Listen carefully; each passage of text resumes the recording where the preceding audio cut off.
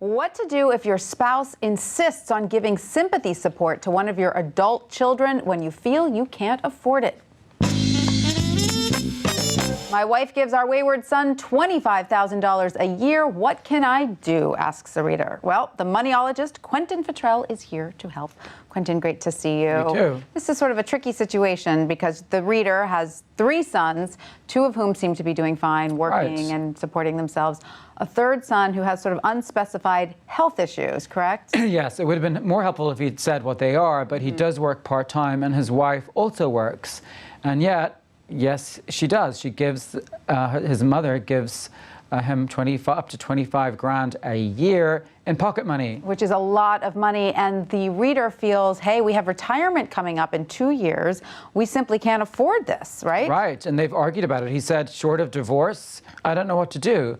And he has said that he feels like he should disinherit his son because he's received all this money, and his wife has gotten upset about that too because... Well, I can see the father's point, though. Part of it is also the fairness factor, because if he's depleting their estate, there'll be no money left then to give to his other 2 sons, which sort of, punishes them for being responsible in a way. Right, and healthy. And healthy. Yet I can see the mother's perspective. She feels bad for her unhealthy son. Right. What was your advice? So I think his wife needs to realize the implications, and he needs to set it down in black and white on a page and enlist the help of a CPA or a lawyer and say, look, this is how much money we have, this is how long we're going to live, this is our income, this is our expenditure, these are our savings.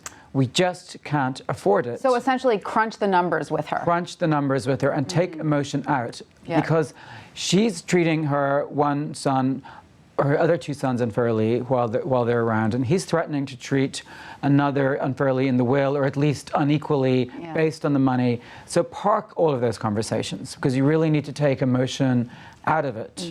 And decide what you can really afford. You also say, though, by doing this, she's doing her son a great disservice, because what happens after they're gone? Right. So she's really facilitating him in his in their lifestyle, because my Irish mother has an ill phrase: "Cut your cloth according to its measure." Right, it's a great phrase. Yes, not sure it doesn't sort of make sense, but it sort of does make sense. Yeah. And I think they need to do that, because 25,000 is a lot of money to get used to, especially if one partner is working and the other partner is working part-time. Right. So they need to find ways to make more money, to upskill, to take a different job, to maybe look for other work, to downsize, because if they're gone and they're relying on this, and they've used all of this time sitting on their laurels, they haven't.